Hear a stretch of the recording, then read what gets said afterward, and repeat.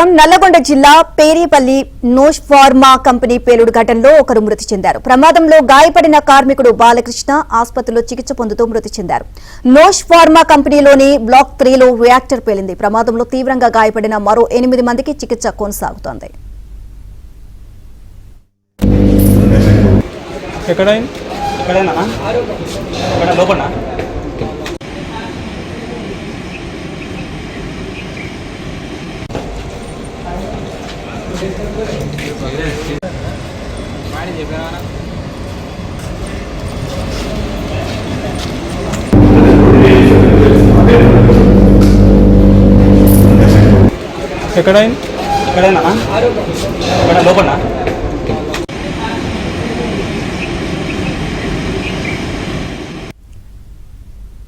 నల్లగొండ జిల్లా Perepalli నోష్ pharma company పేలుడు ఘటనలో ఒకరు మృతి చెందారు. ప్రమాదంలో గాయపడిన కార్మికుడు బాలకృష్ణ ఆసుపత్రిలో చికిత్స పొందుతూ మృతి చెందారు.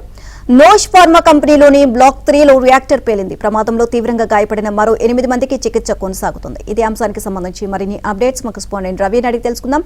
రవి, నోష్ ఫార్మా కంపెనీలో పేలుడు సంబంధించి పూర్తి అప్డేట్స్ ఏంటి? గాయపడిన వారి పరిస్థితి ఏ విధంగా ఉంది? నీలిమ చిట్యాల మండలం పిట్టంపల్లి పేరేపల్లి శివార్లో ఉన్నటువంటి నోష్ ఫార్మా కంపెనీలో బ్లాక్ 3లో రియాక్టర్ అయితే పేలింది. ఈ ప్రమాదంలో 9 మంది కార్మికులు ఆ సమయంలో ఉన్నారు. 9 మంది కార్మికులు కూడా గాయపడ్డారు. అందులో 3 పరిస్థితి అయితే విషమంగా ఉంది. ఇప్పటికే మనకు అందినటువంటి సమాచారం ప్రకారం హైదరాబాద్ ఎల్బీనగర్ డిఆర్డిఓ ఆసుపత్రిలో చికిత్స పొందినటువంటి చిట్యాల మండలం చిన్నకాపర్తి చెందినటువంటి బొడ్డు బాలకృష్ణ అనే కార్మికుడు మృతి చెందారు. మరో 2 పరిస్థితి కూడా విషమంగా ఉంది. వారిని డిఆర్డిఓ ఆసుపత్రిలో ట్రీట్మెంట్ చేస్తున్నారు.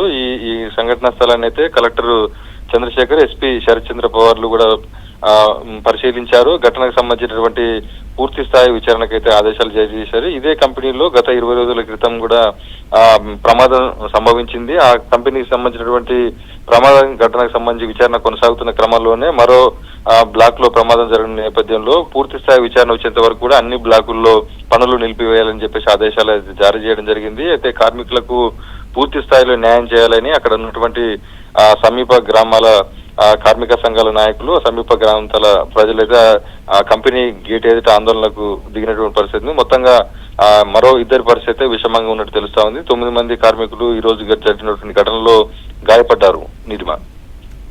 Right, thank you Ravi.